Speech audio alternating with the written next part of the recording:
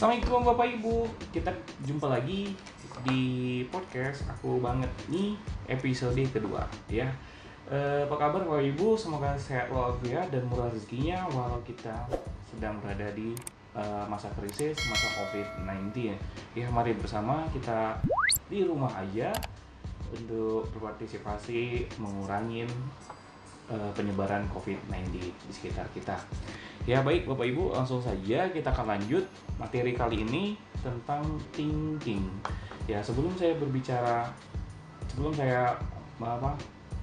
menjelaskan tentang bagaimana cara berkomunikasi kepada anak thinking, saya akan kembali lagi Bu ya tentang karakter-karakter atau sifat-sifat yang nampak pada orang yang hasil tes definisi thinking. Ya, orang thinking itu tagline-nya adalah pikirkan, maka mereka senang kali untuk berpikir, Bu.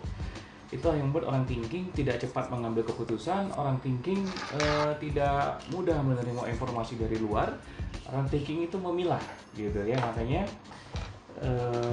di Stephen, thinking itu disebut sebagai filtrasi, ya, menyaring menyaring dengan pikiran. Nah, ya, orang thinking yang suka berpikir itu membuat dia terus mencari tahu untuk melepaskan rasa penasarannya. Ya, makanya orang thinking itu senang banget dengan tantangan-tantangan, hal-hal rumit untuk mencari solusi dari masalah tersebut.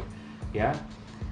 Selain itu orang thinking logis dan rasional, ya mereka suka banget menggunakan logikanya dan secara rasional. Lalu orang thinking itu kurang peka, ya sehingga ketika kita pengen mengungkapkan perasaan atau ada yang mengganjil, langsung dikatakan kepada orang thinking ya, jangan dipendam-pendam atau jangan pakai kode-kode ya, karena mereka tidak tahu, jadi langsung diungkapkan. Itu kalau kita kepada orang thinking ya, memang mereka kurang peka, jadi jangan merajuk depan orang thinking karena mereka tidak akan pernah tahu ya. Lalu orang thinking itu dingin ya, karena mereka tuh senangnya berpikir, sehingga pendiam, tidak terlalu banyak gerakan, tidak terlalu banyak cakap, sehingga orang lain memandangnya dengan cool ya, dingin, tenang, seperti itu. Ya, baru dianya jaga jarak, ya setelah itu orangnya senang banget bertanya data, itulah cara dia memfiltrasi informasi yang masuk ya, dia pikirkan, karena dia berpikir itu makanya banyak pertanyaan, ya maka dia akan bertanya data, lalu orangnya kritis ya, tegas tuntut hak, maskulin, dan chemistry-nya terhadap tahta. Oke, tahta dilambangkan dengan kursi atau mahkota ya Bapak Ibu. Nah, saya akan lanjut bagaimana cara berkomunikasi dengan anak thinking. Hal-hal yang harus orang tua lakukan terhadap anak yang hasil tes TV-nya thinking. 1. Jadilah terorganisir dan logis. Makanya saya selalu bilang kepada orang tua yang hasil tes TV anaknya thinking itu, Bu, Pak, kalau anak kita thinking maka kita harus ada review. Review itu tersistem dianya. Contoh misal kita sebulan sekali ada review ya, 6 bulan sekali ada review, setahun sekali ada review. Nah, pada saat review itu kita meeting dan membahas, mencari solusi dari setiap permasalahan yang ada di dalam rumah gitu ya. Jadi ya seperti corporate, seperti perusahaan Bapak Ibu. Nah, sehingga anak thinking ini harus jelas arah atau tanggung jawabnya kita berikan ya. Nah, misal anak pertama kita thinking, karena dia paling besar maka dia bertanggung jawab, umurnya juga mungkin sudah SMP ya, maka dia bertanggung jawab untuk pembersihan rumah misalnya, dia bertanggung jawab untuk memandikan adiknya, atau dia bertanggung jawab untuk memberesi mainan-mainan adiknya misalnya, seperti itu. Nah, itu harus dijabarin baru ditentuin sama dianya ya. Nah, itu yang dimaksud dengan terorganisir. Terorganisir itu bukan terus menyuruh berulang-ulang, kita hanya kasih di depan. Nah, kamu setiap hari Senin kerjanya ini, dari pagi ini, dari siang ini, dari sore ini misalnya kan. Nah, kalau dari pagi dia sekolah, maka pulang sekolah kamu belajar dulu. Setelah kamu belajar, kamu bantu membersihin rumah, baru kamu ajak jalan-jalan adik misalnya, dan seperti itu. Nah, itu hanya sekali aja kita kasih tahu di depan, udah dengan segala tanggung jawab dan hak yang dia minta, kan seperti itu.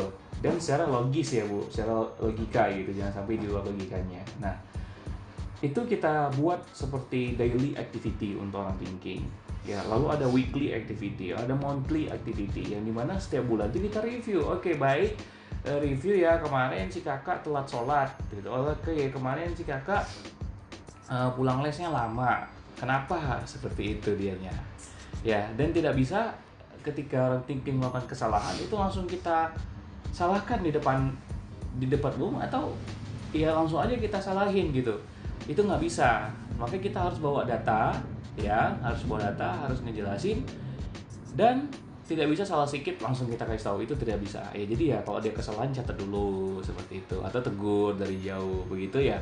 Kalau dia tidak berubah lagi, nah pada saat review bulanan atau review mingguan, disitulah orang tua harus tegas gitu.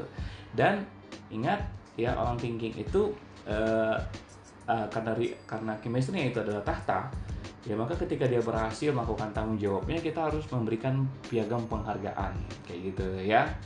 Oke, saya selalu bilang sama orang tua, kita buat table penghargaan gitu. Kalau dia melakukan tanggung jawab diberi 1 bintang, kalau dia lepas tanggung jawab dicabut lagi bintangnya, sehingga setiap akhir bulan ada hadiah, ada reward, setiap tahun juga ada piagam kayak gitu ya, bintang siapa yang paling banyak di antara anak-anak kita yang ada. Nah, di rumah pun kalau buat seperti itu akan keren banget. Oke, yang kedua adalah pertimbangkan sebab akibat. Ya, jadi kalau kita pengen menasihati orang thinking, itu harus jelas sebab dan akibatnya. Jadi tidak bisa udah pokoknya nggak boleh, kita bisa seperti itu sama orang thinking ya. Yang ketiga adalah fokus pada konsekuensi. Nah, orang thinking ini kan terkesan mandiri ya. Kalau perempuan sih pasti ya agak ada manjanya juga ya. Nah, orang thinking ini mandiri, sehingga mereka suka melakukan semuanya itu dengan sendiri, dan mereka berani bertanggung jawab. Gak apa-apa, yang penting kita ajarin mereka konsekuensinya. Oke, yang keempat, tekankan pada aplikasi praktis ya. Yang kelima, jangan tanya apa yang dirasa, tapi apa yang dipikirkan gitu ya. Makanya kalau ada perbedaan, kalau anak kita thinking dan feeling itu, kalau anak thinking ketika pulang sekolah, maka kita tanyakan gimana tugasnya kayak gitu ya, memancing dia untuk terus memiliki jiwa kompetisi.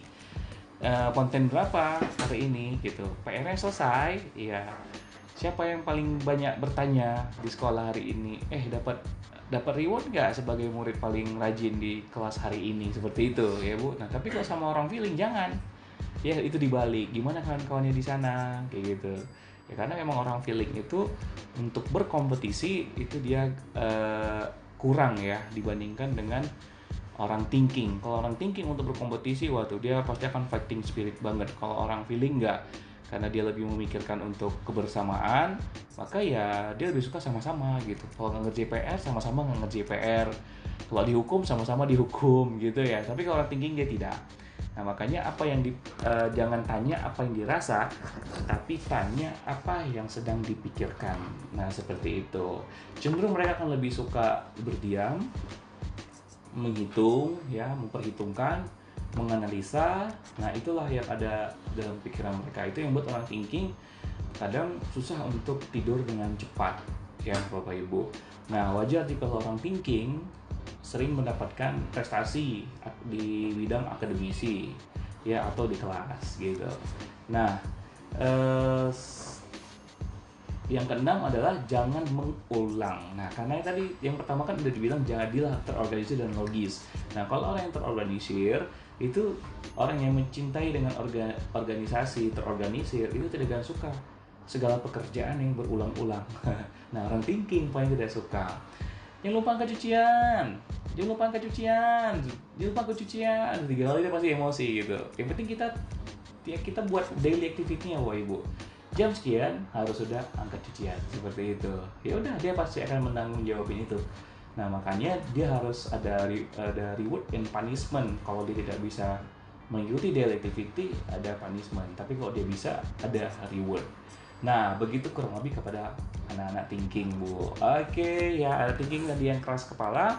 Cara menasihati adalah dengan sebab akibat, dan cari waktu tenangnya dan berbicara 4 mata. Jangan marahi dia di depan adik-adiknya, apalagi di depan teman-temannya, dan bahkan di depan ayahnya atau di depan ibunya. Jadi ketika kita ingin menasihati orang thinking, panggil dia secara 4 mata, Lalu pertimbangkan sebab akibat dan fokus pada konsekuensi.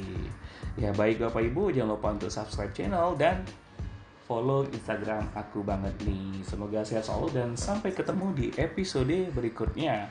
Assalamualaikum warahmatullahi wabarakatuh.